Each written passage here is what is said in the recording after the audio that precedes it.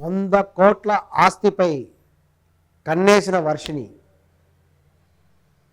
ఈ 100 కోట్లు అని ఏందనుకుంటున్నారా? అవి ఎవరివో కాదు, అఘోరీవి. అఘోరీ అఘోరీ అఘోరీ. ఈ మధ్యకాలంలో విపరీతమైన ట్రెండ్ జరుగుతున్న విషయం ఈ అఘోరీ. ఈమె ఒక దిగంబర అఘోరీగా వచ్చింది. పర్యటన కూడా చేస్తూ హైదరాబాద్ రావడం జరిగింది. హైదరాబాద్లో జరిగిన ముత్యాలమ్మ సంఘటనలో ఈమె తన యొక్క శక్తిని కూడా చూపించింది. అప్పటి నుంచి కూడా విపరీతంగా కూడా పాపులర్ అయిపోయింది. తెలంగాణలో ఆమె ఎంత బాగా చేసినప్పటికీ కూడా వివిధ పర్యటనలో ఆమె కొన్ని చేదనుభవాలు కూడా ఎదుర్కొంది. మెయిన్గా ఆంధ్రాలో అఘోరిని ఆదరించారు, కానీ పోలీసులు ఆమె పట్ల కూడా తగినటువంటి చర్యలు కూడా తీసుకున్నారు. ఆమెని ఆ విధంగా దిగంబరంగా లోపలికి అలౌ చేయకుండా కొన్ని బట్టలు కట్టి పంపించడం, ఈ విధంగా కూడా చేయడం జరిగింది. కానీ తెలంగాణలో మటుకు అఘోరికి విపరీతమైనటువంటి పాపులర్ కూడా ఉంది. ఈ సందర్భంలో ఈ పర్యటన చేసినటువంటి అఘోరి కూడా కుంభమేళాకి వెళ్ళొచ్చి ఆంధ్రప్రదేశ్కి వచ్చినప్పుడు ఈ పర్యటనలు కూడా చేస్తూ ఉన్నప్పుడు ఆమెను ఒక చోట ఆమెను అడ్డుకున్నారు. అడ్డుకునేటువంటి సందర్భంలో ఆమె కొంచెం ఇబ్బందికరమైన పరిస్థితి ఎదుర్కొనే సమయంలో ఈ శ్రీవర్షిణి అనేటువంటి అమ్మాయి కూడా ఆమె దగ్గరికి వెళ్ళింది. ఆమెకు తగినటువంటి సహాయం చేసింది. అంతే అద్భుతమైనటువంటి మహిమను ఆమె చూపించింది.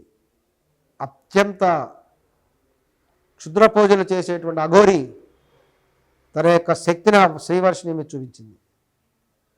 కళ్ళతోటి కరెంటు ప్రసరింపజేసింది. ఆ దెబ్బకు శ్రీవర్షిణి మైండ్లో ఈ అఘోరి కళ్ళలోంచి వెళ్ళేటువంటి కరెంటు తరంగాలు కూడా వర్షిణి తలలోకి వెళ్ళిపోయినాయి. ఆ మెదడులోకి వెళ్ళిపోయి మెదడులో రసాయన చర్యలు చేసేసి మెదడుని కూడా మార్చివేసినాయి. అంతే, ఇక వర్షిణి కాస్త అఘోరి వశమైపోయింది. ఇక ఆమె కళ్ళు మూసినా కళ్ళు తెరిచినా ఇక అఘోరియే. అఘోరి ఇలా ఆమె చేయడానికి కారణం ఏమిటి? ఎందుకంటే ఎంతోమంది ఆమె వైపు వచ్చినారు కదా ఇది వరకు, కానీ వాళ్ళు ఎవరిని కాకుండా కేవలం శ్రీవర్షిణి మీద ఆమె తన యొక్క కరెంటు ప్రసరించడానికి కారణం ఏంటంటే ఒకటే, ఆమె యొక్క జాతకరీత్యా ఆమె ఒక అద్భుతమైనటువంటి నక్షత్రంలో పుట్టినటువంటి ఒక కన్య. అఘోరి చేసేటువంటి నగ్నత్వ పూజలకి, క్షుద్ర పూజలకి శ్రీవర్షిణి కరెక్ట్గా సూట్ అవుతుంది. అందువల్లనే వెంటనే కూడా అఘోరి ఈ శ్రీవర్షిని క్యాచ్ చేసింది. ఆమెకు ఒక ఐఫోన్ కూడా ఇచ్చింది, భారీ స్థాయిలో డబ్బు ఇచ్చింది. ఆశ్చర్యకరమైన విషయం ఏంటంటే శ్రీవర్షిని వాళ్ళ అమ్మ ఆ ఫోన్ని తీసేసుకుంది, ఐఫోన్ని, అత్యంత ఖరీదైన ఐఫోన్ తీసేసుకుంది. ఇచ్చినటువంటి డబ్బు యాక్సెప్ట్ చేసింది. మరి అఘోరి అంత డబ్బు ఇస్తున్నప్పుడు ఎందుకు ఇస్తుంది అనే ఆలోచన చేయలేదు శ్రీవర్షిని వాళ్ళ అమ్మ. డబ్బు తీసేసుకుంది, ఖరీదైన ఐఫోన్ తీసేసుకున్నారు అఘోరి నుంచి. అసలు అఘోరి తిరిగేటువంటి కారులో కట్టలు కట్టలు కట్టలుగా డబ్బులు ఉంటాయి, అన్ని నోట్ల కట్టలే. ఆ కట్టల నుంచి ఇలా తీసి ఇలా చిల్లరలాగా విసిరేస్తుంటుందంట. ఈ శ్రీవర్షిని తన కళ్ళతో చూసి చెప్తున్నది. ఇప్పుడు తెలిసిన విషయం ఏంటంటే అఘోరికి 100 కోట్ల ఆస్తులు ఉన్నాయని తెలిసింది. ప్రముఖ hero Prabhas, rebel star Prabhas గారి ఇంటి పక్కనే అఘోరికి ఇల్లుందంట. దాదాపు 10 కోట్ల రూపాయల పైన వాల్యూ చేస్తుంట ఆ ఇల్లు. అంతేకాకుండా అనేక ప్రదేశాల్లో కూడా ఆమెకి కొన్ని ప్రాంతాల ఆస్తులు కూడా ఉన్నాయని తెలిసింది. ఇక ఆమె దగ్గర మొత్తం డబ్బే, నోట్ల కట్టలు. ఇదంతా ఎలా సాధ్యపడింది? మన దేశంలో చాలా స్పష్టంగా తెలుసు. కాటన్ బట్టలు ధరించేటువంటి వాళ్ళు కాకి బట్టలు చెప్పిన మాటలు వింటారు. కాకి బట్టలు ధరించేటువంటి వాళ్ళు ఖద్దరు చెప్పినట్లు వింటారు. ఖద్దరు బట్టలు ధరించే వాళ్ళు కాషాయ బట్టలు చెప్పేవాళ్ళు వింటారు. కాషాయ బట్టలు కూడా ధరించేవాళ్ళు అసలు దిగంబరంగా ఉండేవాళ్ళు మాట్లాంటారు. అదే అఘోరి, ద పవర్. ఆ దిగంబరంగా ఉండి అత్యంత శక్తివంతమైనటువంటి ఈ అఘోరి అనేక శక్తివంతమైన పూజలు చేస్తుంది. ఇది వాస్తవం. శవాలను తింటూ ఆ యొక్క శవాలెంబడి తిరుగుతూ శ్మశానంలో పడుకుంటూ ఈ విధమైనటువంటి పూర్తి సుఖాలను త్యజించేటువంటి ఈ అఘోరి అత్యంత శక్తివంతమైనటువంటి పూజలు చేస్తుంది. ఈ విషయాన్ని కూడా పై స్థాయిలో ఉండేటువంటి ఈ యొక్క ఖద్దరు బట్టలు ధరించే వాళ్ళు ఎక్కువ నమ్ముతున్నారు. ఖద్దరు బట్టలు అంటే ఎవరో తెలుసా? రాజకీయ